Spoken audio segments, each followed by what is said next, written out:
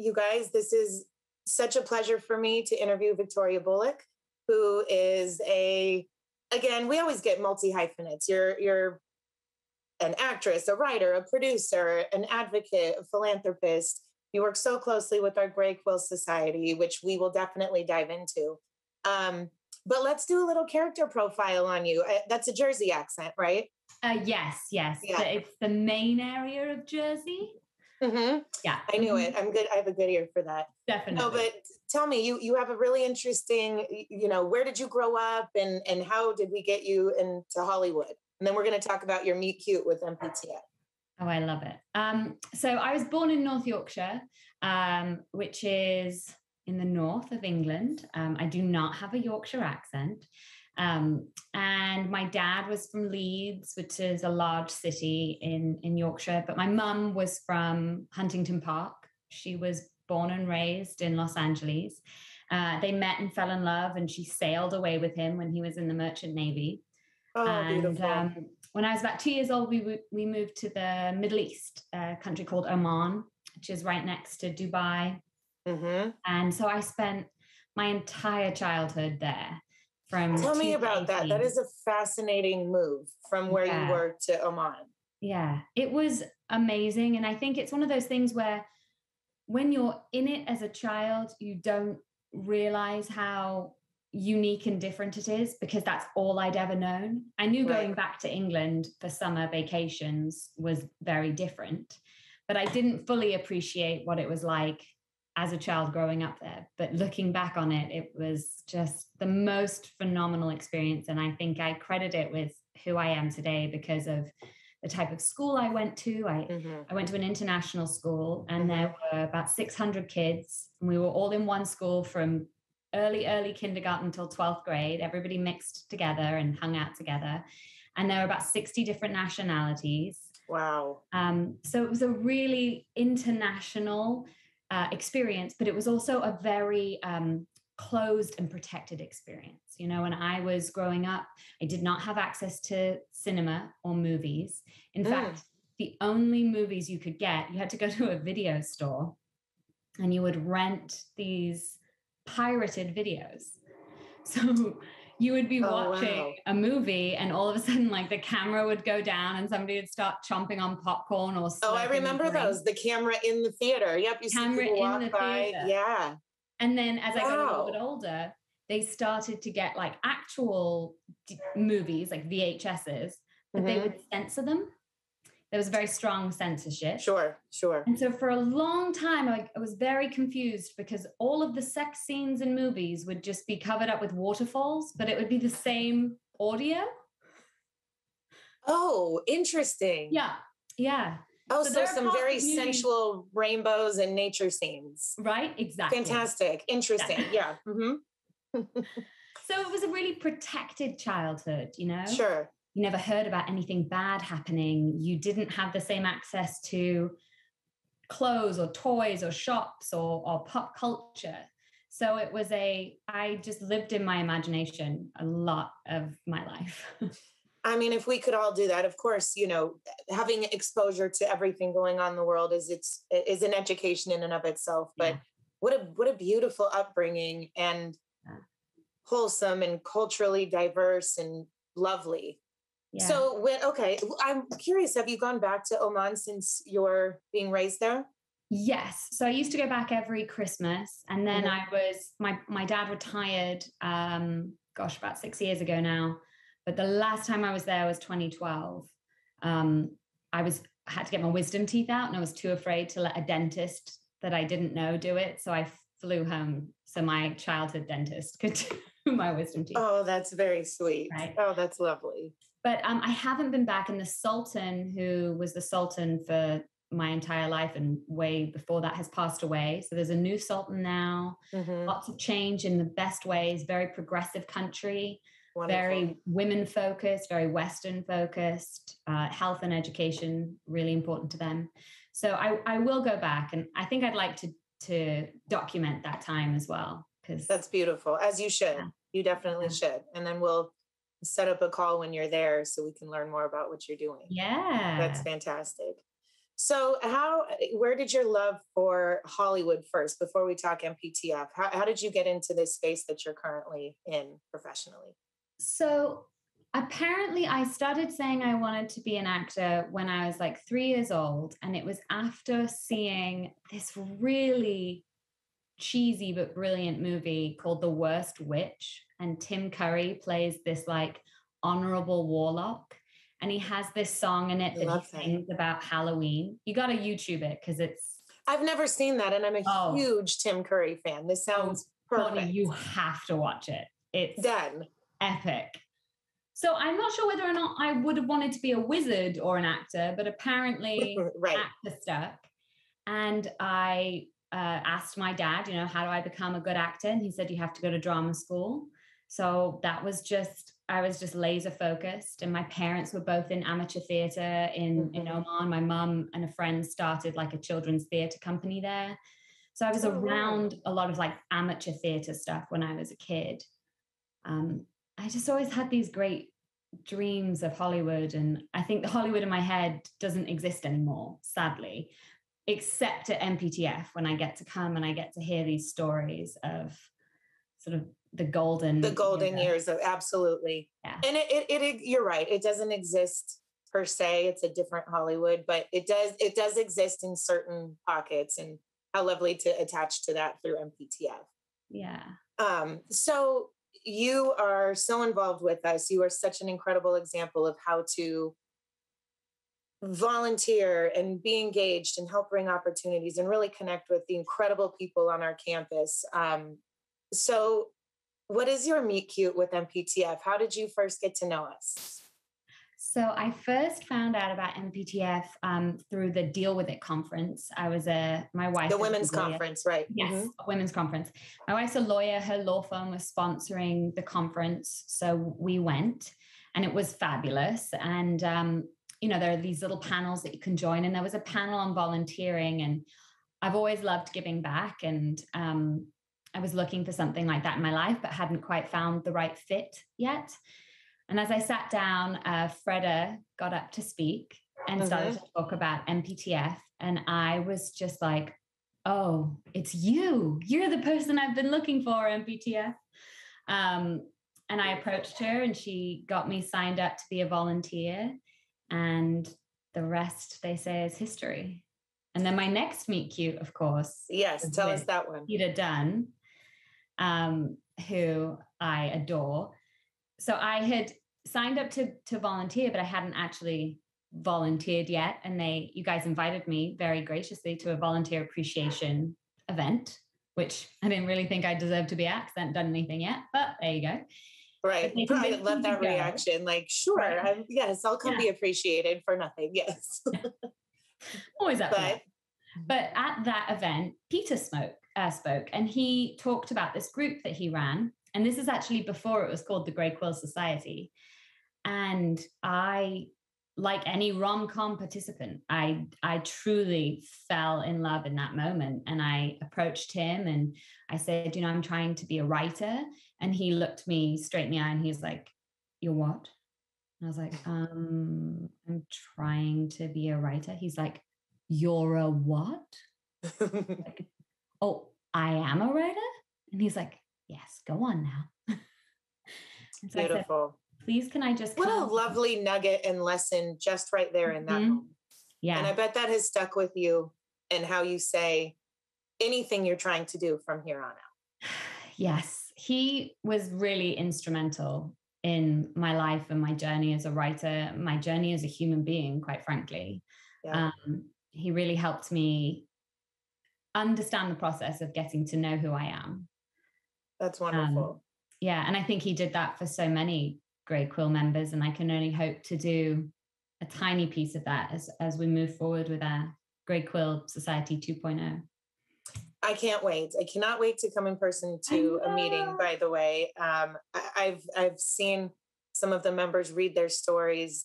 They're phenomenal. We give the book away to our board members. We buy them. We give them to our donors. I mean, it's just so fantastic. And I'm very excited for some planning to be discussed that you and I are working on with the next Gray Quill book. So everyone stay tuned. It's going to be wonderful. Book number 4. Book number 4. And I know you've been involved since 2014, correct? Yes. But as we were chatting, this appears to be the 10th year of what is now called the Gray Quill Society. I know. And it wasn't until you pointed it out that I made that connection. Well, yeah, that's wonderful. Amazing. You know, we're celebrating, we're going to continue to celebrate our 100th anniversary as long as possible. So last year was our 100th year, but this still is. And then to have the 10th anniversary of Gray Quill, 20th anniversary of the night before, this is a lot of special things happening for MPTF. I agree. Yeah, I want to ask you, so before we get into a little more Gray Quill, where did this heart, you have such a philanthropic, beautiful, open heart. Where did your spirit of philanthropy come from? What do you attribute that to?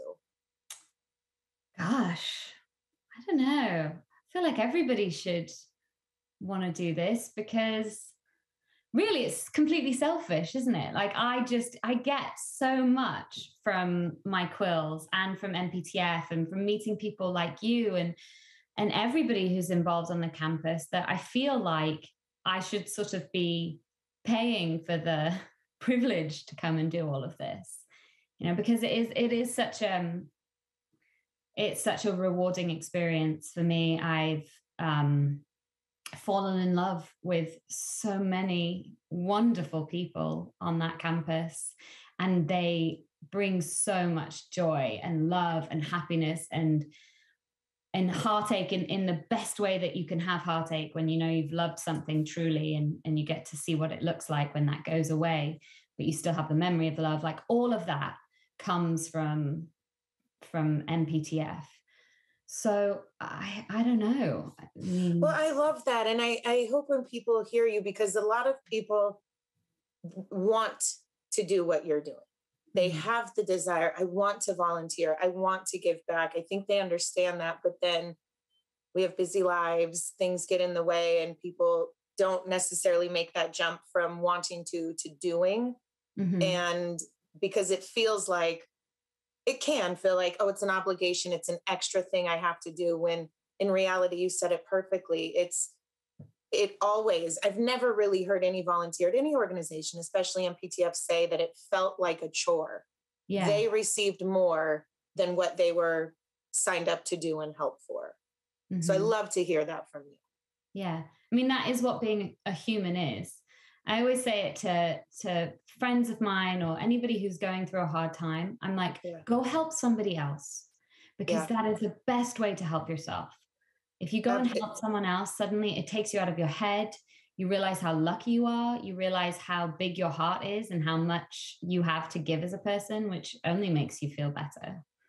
It's a cup filler, truly. No matter how you might be feeling, you're going to go and you're going to receive so much. And obviously MPTF, I mean, I'm hoping in the near future, we can bring people outside of the immediate family to campus, because it is magical. And you and I talk a lot about this, and I want to jump into this.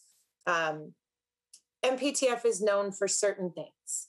And, you know, we're always working on our messaging about the work that we do in the community. And a lot of people know the home. And while we want to expand the messaging, the campus is truly the most special place I think anyone has ever stepped foot on. And it's not just about the physical, it's about the spirit that embodies that campus and our mission.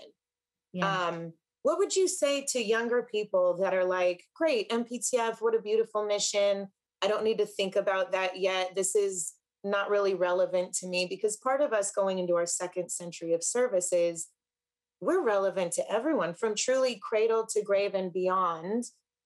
That's where MPTF's safety net of services come in. So what would you tell your peers and the younger generation why this is so important to be involved with? Well, I think anytime you're involved with anything that has history, which, let's face it, is just about everything on the planet, you get to do what you do because of those who came before you. So I almost think it makes you a better actor, a better crew member, a better producer, to understand how we got to where we are now. And I think one of the best ways to do that is to interact with people at MPTF. And I agree with you. The campus has, I mean, it has that old Hollywood magicness, doesn't it? You walk down the hallways and you see those photos and you think of the people that live there and what they've done and achieved. But I also think that people forget that MPTF is more than that. And I reminded so many of my friends and colleagues during the pandemic, like, hey, they are there to help you. I mean, I received an amazing phone call from somebody who's like, hey, we just want to check in, make sure you're okay. And I was like, oh, yeah, I am. I'm great. Thanks. But like, how lovely. And and we need to give back to the net. We need to make the net stronger, but we also need to know that we can fall into the net should it arise. So, beautifully said. I actually answered your question. No, you did. No, you absolutely did. And you really, hit it at the end, because we should feel a sense of obligation, in the best sense of the word, to give back. People have built their success upon the shoulders of so many, who presently and historically. But also we want people to be proactive, and you'd never know when you might need us. Maybe you never do, but also there are so many services for every age, every stage of life. And huge part of our mission and our anniversary is to tell our story better. And I don't mean story as in to downplay our story by any means, but it's a very powerful story. Yeah. And we need to let people know that we're there for them and to get involved. Absolutely. Yeah. That it's like our next gen group, bringing in the next generation of leadership. Yes. Yeah. Yeah, it is. It is. And I think people don't realize just what it entails. I think people have this vague idea of what MPTF is, right. But they don't realize just how fully it encompasses everything that our industry does. Truly, yeah. Absolutely. So the pandemic hits. Yeah. We're unfortunately, seemingly still in it. And hopefully we get to a new normal, which I think we are. But how did that affect you and I? I know we're homebodies. We have found the silver lining in this pandemic. Yeah. But what's it been like for you since March of 2020? Which I can't believe we're coming on 2 years of this. I know. Yeah. I mean, I kind of thought that's what it would be. What did you say? I said time is a construct. Is my math right? 2 years? Yeah, it'll be 2 years in March. Unbelievable. Yeah. Yeah. I mean, I always had this idea, I felt like this was not a quick experience when March of 2020 came around. And I know a lot of people were like, 2 weeks. And I was like, are you reading the same thing that I'm reading? Because I'm not seeing 2 weeks here. But I was very fortunate that I had 2 really major producing gigs in January of 2020. And then I think we were the last production that got to shoot in LA before the governor shut everything down. Wow. We shot our last day on the 17th of March. You were right there. Yeah. Under the wire. So I was sort of good from a production standpoint, had done everything I needed to do, and really just got this time to sort of look at my life and go, okay, what is really important to me and what do I really want to do with my time? Goes back to what you said, time is a construct, and yet it passes, and it passes quickly. It does. And I can say this because you're a soccer player and a soccer fan. And I was listening to Julie Foudy's podcast the day after we were shut down. And she had Dr. Colleen Hacker on there, who is just the most amazing sports psychologist. And she was like, the time is going to go. So you better figure out what you want to do with it and make the most of this gift. And I know it's a huge privilege, and I completely acknowledge that, to see this time as a gift, because I know for so many it wasn't. Sure.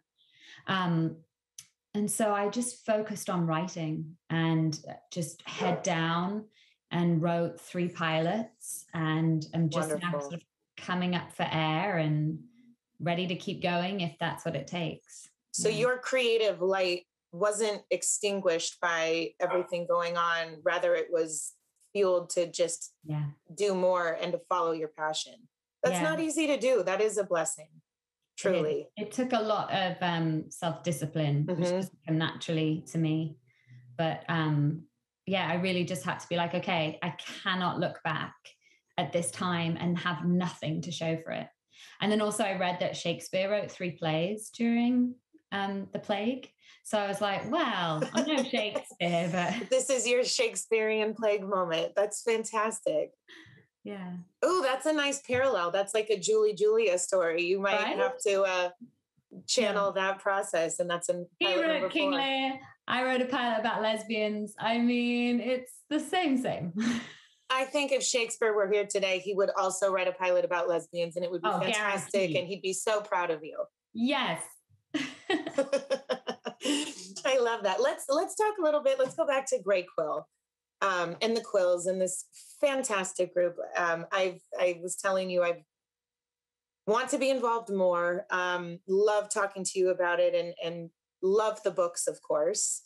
But the vision is, Kay especially, but watching our members read their stories and listening to that passion is so beautiful.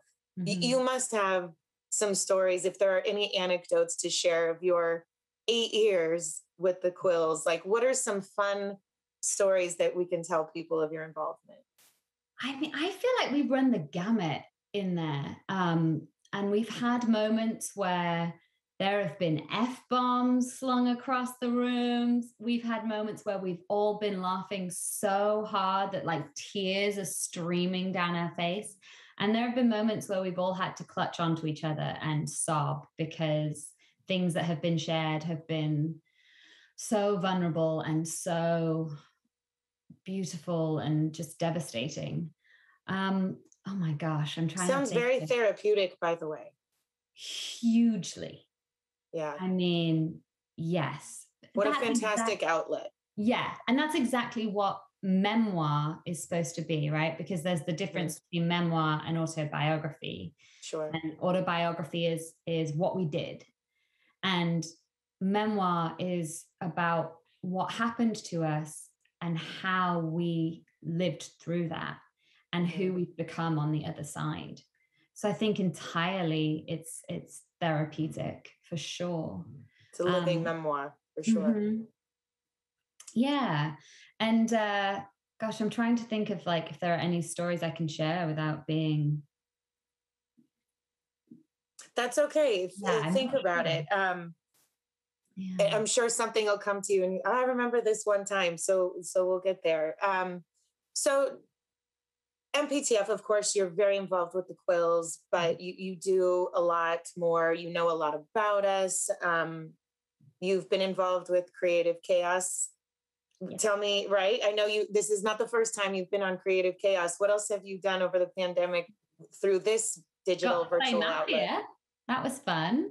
Mafia is so much fun. Tell everyone about Mafia and what that is and what you did. It's a murder game, and I'm always up for a good murder game. Mm-hmm. Love my murder podcasts, love my murder television shows. That was a lot of fun playing with that, and especially fun trying to do it over Zoom, where I loved the misconnections that just added to the hilarity of the game. Yes. It was brilliant. That was great, and obviously Jodie Foster ran Mafia for a few. Do we call them episodes? Few episodes of the game. So that was just beyond. Oh, I was very lucky to play in one or a couple of those games with her, and it will forever be a highlight. Yeah, but I think we were on together, and it will be a highlight of my life that I was killed twice by Jodie Foster in Mafia. Right. I'm going to put that on my LinkedIn profile, I think. Yeah. In what world does that happen except for MPTF? Do you know what I mean? Like, oh, sorry, you guys, I can't come to that meeting. I got to go play Mafia with Jodie Foster. I mean, Love it.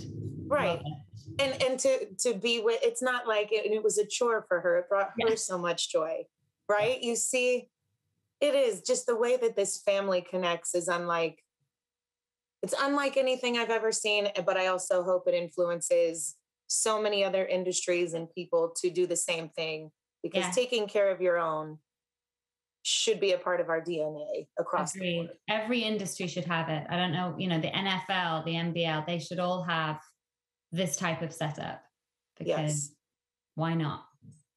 So this is a big, big loaded question, but I know. And you don't have to have all the answers, but what does it make you feel like? What do you want to see for the future of MPTF, this organization, from Mary Pickford to 2021, now 2022? How do you want to see us evolve?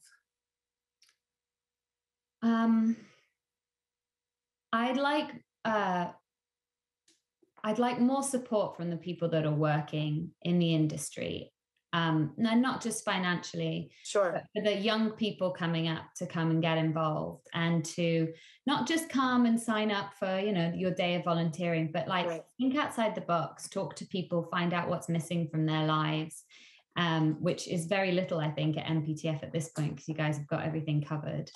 I'd also like to see us, and by us, I guess I mean an industry, not write off people at a certain age group. And I know Jen champions that beyond, but I'm not done seeing people's art at 50.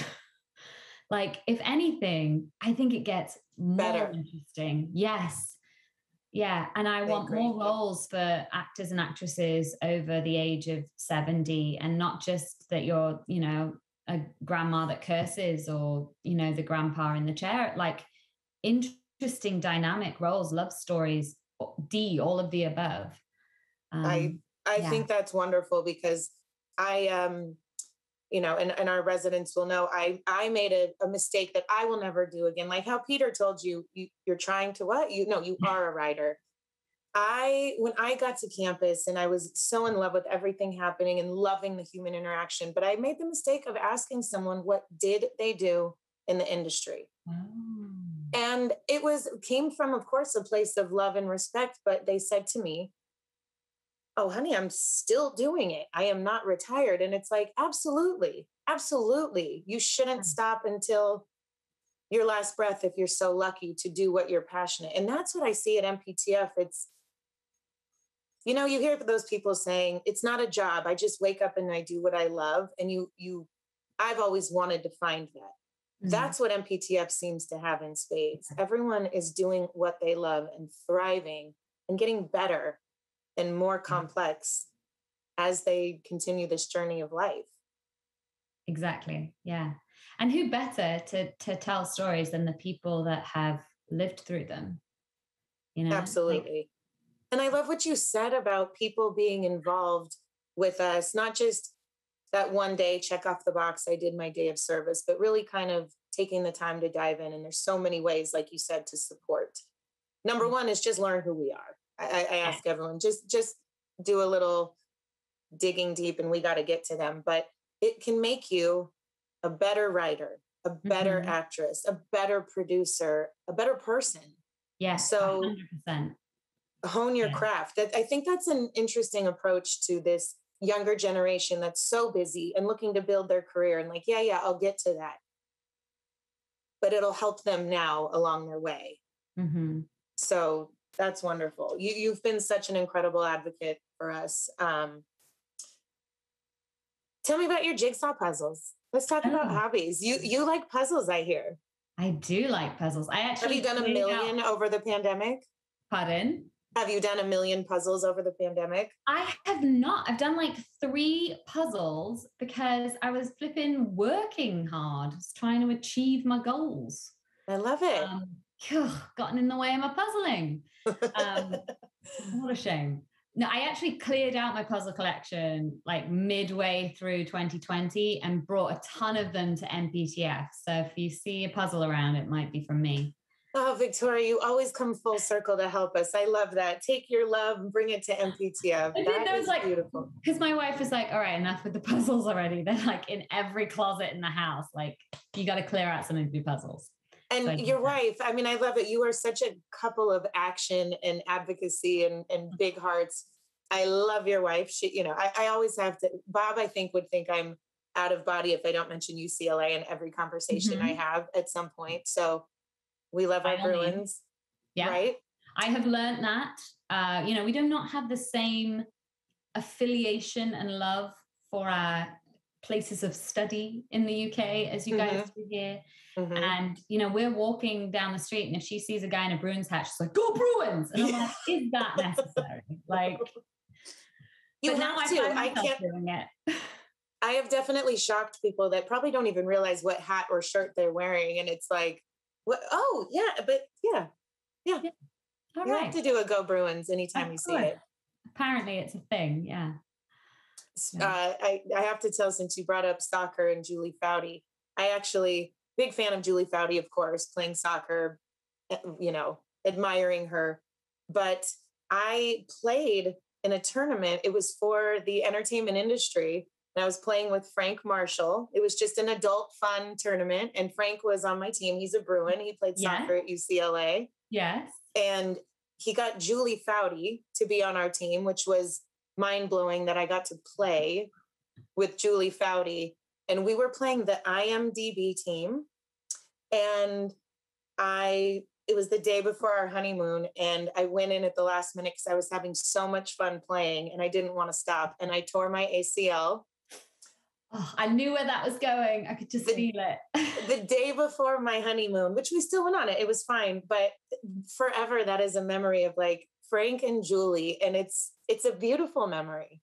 It was a painful thing, but it's a beautiful part of my life. So I mean, I'm just in awe that you played for Jill Ellis. So like, to me, it's like you're next to godliness.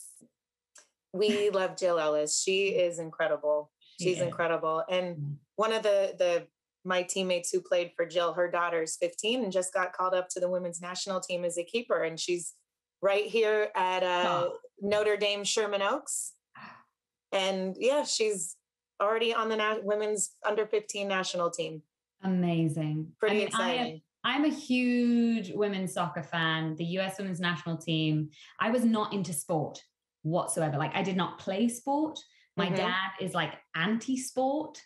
My mom doesn't know what sport is. So there was like almost zero sport in my family. And then I marry my wife who played softball for UCLA and is like, has been an athlete her entire life. And she was like, yeah, you're going to need to understand sport. And I was like, no. But I got into women's soccer and it opened my heart to something so big. I just love them. And now I'm into the Olympics. I don't know who I am. It's like really changed. What an evolution. That's wonderful. Yeah. I know with the Olympics and women's pro soccer coming to LA and it's fantastic. It's really fantastic. Yeah. So getting back to MPTF, let's talk about this new Gray Quill book that's coming out. When can our fans and our audience, because I love this answer, when can we expect this? And maybe some people on this call will hear this. We can expect it when all of the Gray Quill members hand in their pieces to me. Oh, what's that I hear? Noted, everyone. What? Do we hear that? I hope someone calls in to say. On top of it, people. To be fair, I have gotten quite a few submissions, but there are a few outstanding. And I hope some of you know who you are writing, since we're no longer in class at this time. Use your time wisely, no excuses. There we go.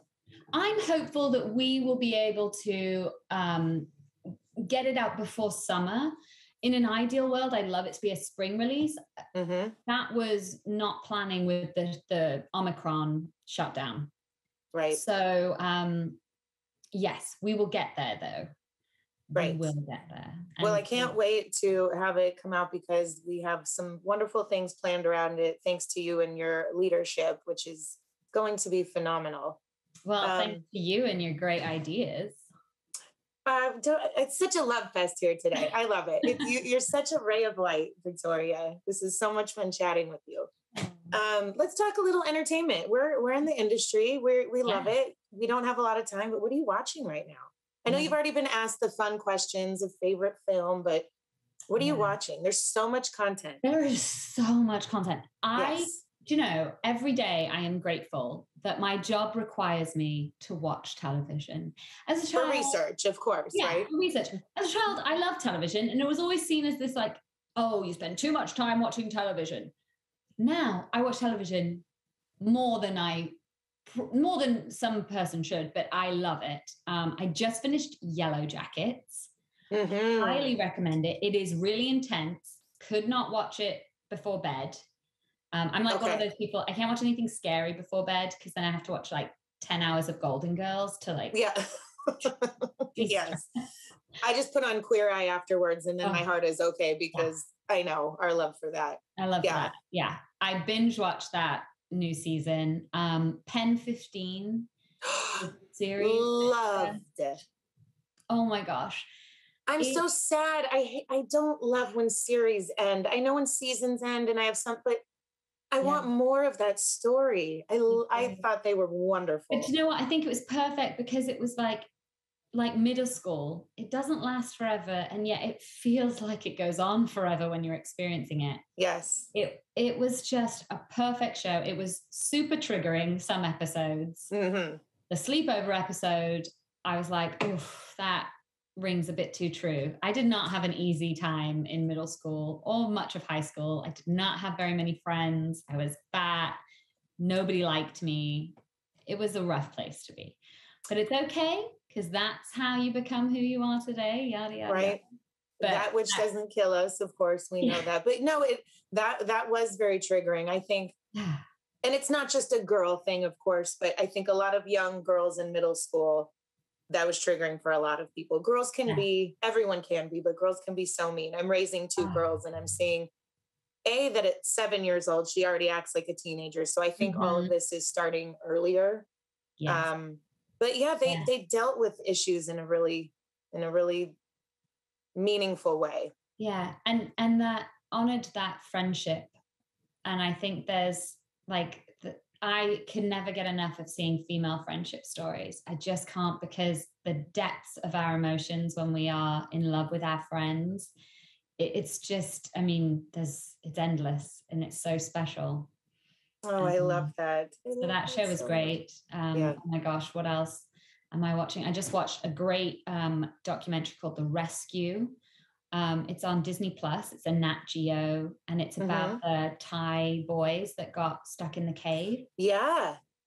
Ooh, wow. It's hard to watch because you're literally on the edge of your seat. But they do a really, really good job. I love a good documentary. I love a good documentary. Was it 14 Summits? Have you seen that? No. Oh, NIMS. There's a Nepalese Sherpa who climbed 14 summits, and no one has. The last person to do that, this incredible German hiker, did that, I want to say, in a span of 8 years. NIMS set out to do it in 6 months. Climbed the 14 biggest summits. Everest wasn't even K2. It's a fabulous documentary. And it's really beautiful because the Nepalese Sherpas, all the Westerners or tourists who make it a bucket list to climb these, they cannot do it without these people. Yeah. They cannot. And their culture is beautiful. They deserve to be uplifted and sponsored. And it's a beautiful story. So I highly recommend watching. Oh, I am so into climbing documentaries. I watched The Alpinist. Have you seen that? Oh, I did. Unbelievable. Talk about being on the edge of your chair. I mean, yeah, I'm not going to spoil it for anybody who might watch it, but he's more insane than the free solo guy, which I didn't think was possible. To hear the free solo guy, you're right. Yeah. Say this is crazy. You're going. Yeah. That's when you were like, oh, this guy is just on a different planet. Yeah. It's such a metaphor for like ice climbing, which to me is like, I can't even fathom doing that, but something that in 1 second could be liquid, or you hear the water. I mean, it's just unbelievable. Like, that's life. At 1 second, everything can change. And my goodness. Some people's hobbies are really out there. I'm a crafter, I'm a puzzler, I'm a reader, and I eat. Yeah. And those all seem fairly safe to me, but this going into caves and climbing up mountains, like kooky. Nope, not for me. Yeah, not for me. Not for me at all. So MPTF, I want to go back to that because it's our favorite subject we always to talk about. Um, you've been involved with our Next Gen a bit. Yes, and I want to get more involved. I keep meaning to send an As email. do we. We want you. Don't worry. We will Okay, offline good. about this. We definitely want you more involved. Our Next Gen's been grown phenomenally over the past couple years. Yeah. Well, I think it was February. I came to that's where you and I met at the Next Gen event. And Yes. it was like we're gonna launch Next Gen, and then it was like, no, you're not. COVID. But then we did some great online stuff, which was really fun. Yes, we actually they did a summer mixer last year in person for that, small window that it was kind of okay to do that, and hopefully we're back to that soon. But yeah, our Next Gen is very important. Why do you think it's important to have like a mobilized group of not exactly age driven, kind of more experience, but it is a bit of an age thing? Why is it so important that next generation of Hollywood steps up to share our mission? Well, I think you have to foster the love of something before it's your turn to take it over, right? Mm-hmm. And eventually these are the people that are going to, I keep trying to let Bob give me a cottage now, but he won't, which is really just rude. Terrible. That's so rude. Well, I'll talk to him. Yeah, figure it out. But I think that if you start to love it now and you start to build that rapport with MPTF and the mission, we're only going to get better, because everybody who's coming up in this industry are going to have new ideas about how we can support in different ways, how we can help in different ways, and how we can grow in different ways. And so I'm super excited to network with peers as well, especially when it's about something that I love, like MPTF, because who knows who might have the next great idea for anything, for volunteering or for bringing, I don't know, getting one of the residents' films to be made and go to Sundance. It's limitless, right? Depending on who we get involved. So, right. We just have to expand our audience, grow that safety net. And I will say, before we ask a couple questions, I know we have to go, but just to thank you. First of all, your name comes up all the time. I was talking to a colleague of mine and who's watching today, and he's like, I hear this. I can't wait to meet Victoria. I've heard her name so many times from so many people. Aww. And I know. 10 a.m. Exactly. But, truly, we've seen such amazing things happen for and around MPTF when our peers share our message. It's one thing to be an employee and ask for, financial support or get people involved and talk about us. But when someone who's in your shoes, who's not employed by us, goes out and tells people who we are and to get involved and just to know, it's apples and oranges. It's so meaningful. So thank you so much for furthering our mission. You are a true part of the MPTF family, and we're so happy. I'm so lucky to be involved. Well, thank you. And we do ask, Jen asks this of everyone, and I think she'll come back on to ask this. I already spoiled it for you. She already knows the questions because I think she's been asked one of them. You've already been asked your favorite film. Yeah. Now, can we say it? Yes. What was it? So my official favorite film is Much Ado About Nothing with Kenneth Branagh and Emma Thompson. Fell in love. I used to watch that on repeat when I was 8 years old, and I knew all the lines. And my more modern day reference favorite film, or my more Americanized version, is Romancing the Stone, which great film. Is a perfect movie from start to finish. And if you're ever interested in reading the script, it's online. It's amazing. I think it's even better than the movie, the script is. I think we've actually talked about this before. Michael Douglas walking around the campus ran into the stunt woman from Romancing the Stone. Oh yeah, you did tell me this. Tell me again.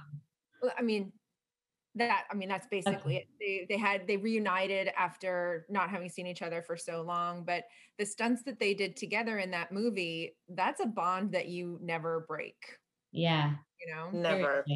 Yeah. And there's so many of those wonderful stories of people reuniting on the campus because services that they're getting or people that they're visiting or others that they're helping or volunteering.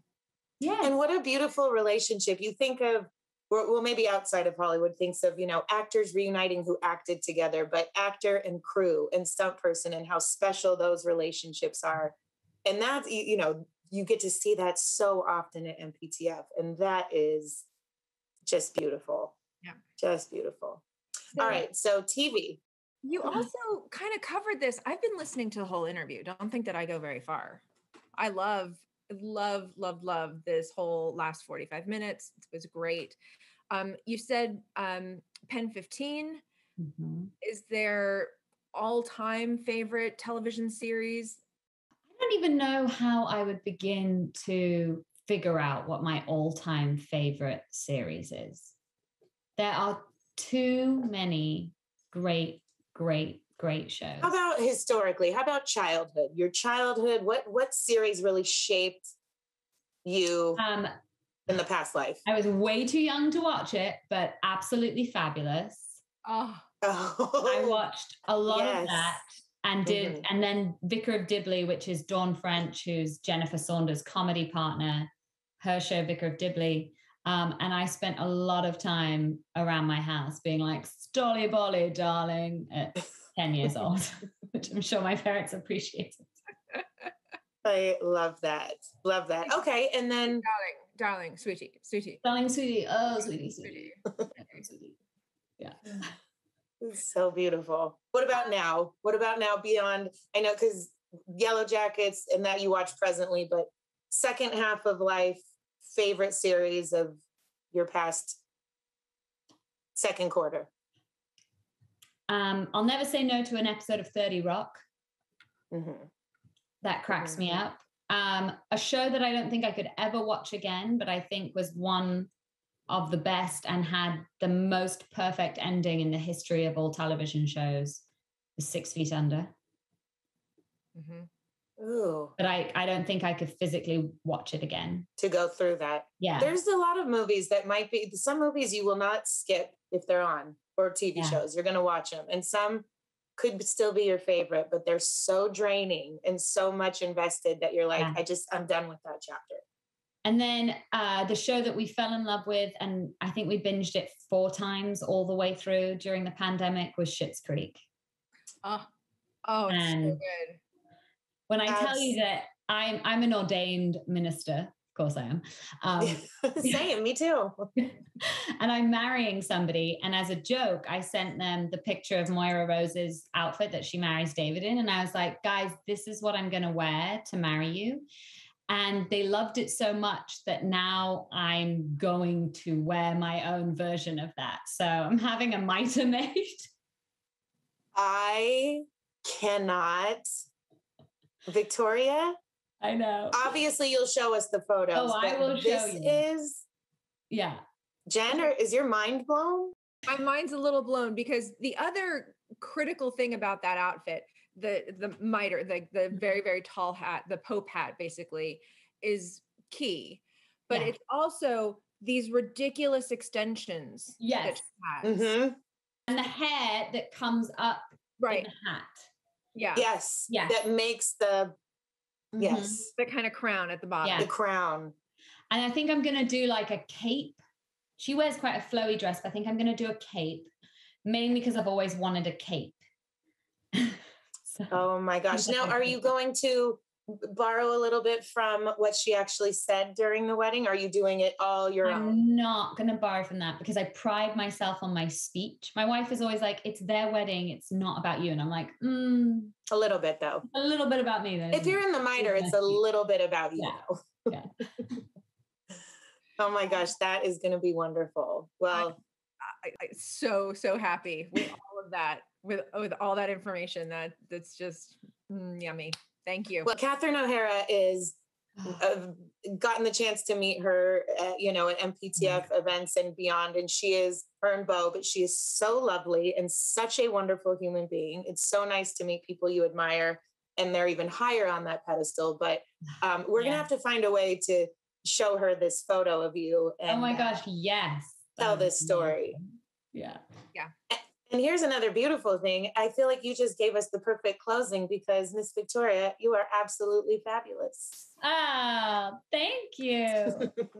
As are you both. Thank you so much. So fun.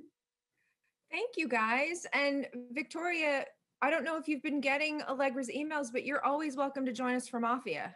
Oh, thanks. I will try and come back at some point. I haven't been able to join, but all right. I just want to make sure we don't wink, do we? Get the invitations. Thank you. I do. Okay. And every time I wish I was free. All right. Lovely. And more influencers to come. This has been wonderful. I've missed it so much. So thank you, Jen, for continuing the incredible work that you and your crew do. Say hi to everybody for me. Will do. Thank you, guys. Have a wonderful afternoon. All right. Bye. Thank you. Bye.